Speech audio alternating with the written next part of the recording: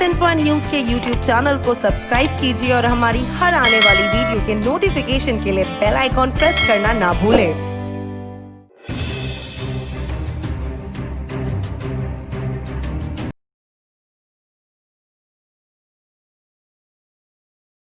क्या वायु प्रदूषण और कोविड का कोई रिलेशनशिप है सर्दियों में?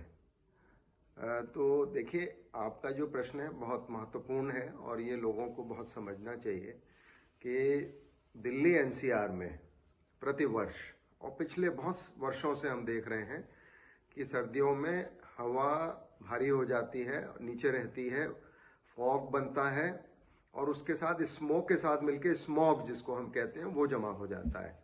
और सर्दियों में हमने देखा है प्रायः बहुत कई तरह के वायरसेस पनपते हैं और जिनको हम फ्लू कहते हैं या इन्फ्लुएंजा कहते हैं, वो हो जाता है सर्दियों में। और चूंकि सर्दियों में हम लोग बंद कमरों में रहते हैं, ठंड रहती है तो दरवाजे खिड़की नहीं खोलते, कुछ पोल्यूशन की वजह से नहीं खोलते, तो उससे भी आम फ्लू होता है या इन्फ्लुएंजा होता है, वो भी एक दूसरे को संक्रमण हो जाता है। उसके अलावा बैक्टीरियल निमोनियाज भी होते हैं, जो एल्डरली पॉपुलेशन है या कॉम्प्रोमाइज्ड इम्यूनिटी वाले लोग हैं उनको। बच्चों में भी रेस्पिरेटरी इलनेसेस, बड़ों में भी रेस्पिरेटरी इलनेसेस 30% ज्यादा हो जाती हैं इस मौसम में। अब इस बार कोविड भी चल रहा है साथ में। अब आप ये देखिए कि कोविड बढ़ना शुरू क्यों हो गया। पहला कारण था कि हम नवरात्रे हुए, उससे पहले गणेश चतुर्थी, नवरात्रे, दुर्गा पूजा, फिर दशहरा और उसके बाद करवा चौथ, उसके बाद फिर ये दीपावली।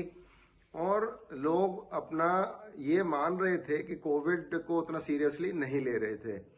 फिर पब्लिक ट्रांसपोर्ट शुरू हो गई, मेट्रो शुरू हो गई, बसेस में पूरी फुल कैपेसिटी बसेस फ्लाई करने लगी दिल्ली में, बाजार सारे खुल गए। तो लोगों ने ये समझा कि अब सब कुछ ठीक है और कोविड शायद खत्म हो गया। और लोगों ने जो प्रिवेंटिव मेजर्स, जो एहतियात ले रहे थे, जो सावधानियां बरत रहे थे लोग, जिसको हम कोविड अप्रोप्रिएट बिहेवियर कहते हैं, वो बिल्कुल बंद कर दिया है। बाजारों में भीड़ आपने देखी, दीपावली से पहले दशहरे पे आपने देखा, मेट्रो में भीड़ है आपने देखनी दुगना हो गया। तो ये मास्क का न लगाना तो बिल्कुल मुंह के नीचे ले आना मास्क को, और डिस्टेंसिंग का कोई ख्याल नहीं है। तो अब अगर ये प्रक्रिया होगी तो उसमें संक्रमण तो बढ़ेगा। और ये वायरस इतना इन्फेक्टिव है कि एक व्यक्ति कई व्यक्तियों को ये इन्फेक्शन बांट देता है। घरों में छोटी पार्टियों में संक्रमण बढ़ा, उसके अलावा उसके जो वर्क प्लेसेस पे बढ़ा, मेट्रो में सफर करने पे बढ़ा, बस में सफर करने पे बढ़ा, बाजारों में जाने से बढ़ा। और जहां पे भी आप किसी के संपर्क में आ रहे हैं, मास्क नहीं लगाया हुआ, ना आपने ना दूसरे व्यक्ति ने, तो संक्रमण एक दूसरे से लगने की पूरी संभावना हो जाती है। कि गर्मियों में हम लोग कह रहे थे कि एसी एनवायरनमेंट में मीटिंग्स मत करिए, एक दूसरे से मिलिए मत, साथ खाना नहीं खाइए बैठ के, और उस बिल्कुल वैसे ही लोग करने लगे। इसके अलावा चूंकि अब टेम्परेचर्स गिर गए, थोड़ी ठंड बढ़ गई, अब किसी अक्टूबर से ही ठंड बढ़ गई, तो घर के खिड़की दरवाजे बंद हो गए, तो एसी नहीं चला तो दरवाजे खिड़की बंद हो गए, वेंटिलेशन खत्म हो गया। तो ये एक बड़ा कारण रहा। उसके अलावा फिर आपने पोल्यूशन देखा, कितना गहन पोल्यूशन था। एयर क्वालिटी इंडेक्स 1000 तक पहुंच गई दिल्ली में, एनसीआर में। अब ये जो डबल मार है और जिसको हम कहते हैं कि दोहरी मार हो रही है, पोल्यूशन की और कोविड इन्फेक्शन की, दूसरे वायरस इलनेसेस की, तो ये दोहरी तिहरी मार लोगों पे पड़ी।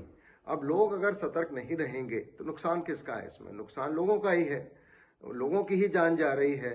आप कर सकते हैं, ब्लेम कर सकते हैं, गवर्नमेंट को कर सकते हैं, डॉक्टर्स को कर सकते हैं, हॉस्पिटल्स को कर सकते हैं, लेकिन अब जो रिसोर्सेज है, इंफ्रास्ट्रक्चर है, वो सीमित है, वो असीमित नहीं हो सकता। चाहे बढ़ा भी लिया जाए तो भी सीमित रहेगा। अगर लोग ज्यादा बीमार पड़ेंगे, रिसोर्सेज कम है, तो सबको बेड नहीं मिलेगा, आईसीयू में बेड नहीं मिलेगा, हॉस्पिटल में बेड नहीं मिलेगा। एक ही तरीका है इससे बचने का कि अपना फेस कवर करें, नाक और मुंह दोनों कवर करें, हर एक को माने कि सबको कोविड है, बच के अपने को भी बचाएं, दूसरों को भी बचाएं, उसी से निजात मिलेगी। इसका इलाज अभी भी कोई नहीं है डेफिनेट। तो अगर लोग इसको फॉलो करेंगे तो बचे रहेंगे, नहीं फॉलो करेंगे तो फिर सबको दिक्कत आएगी। धन्यवाद। हेल्थ इन्फो एंड न्यूज के यूट्यूब चैनल को सब्सक्राइब कीजिए और हमारी हर आने वाली वीडियो के नोटिफिकेशन के लिए बेल आइकॉन प्रेस करना ना भूलें।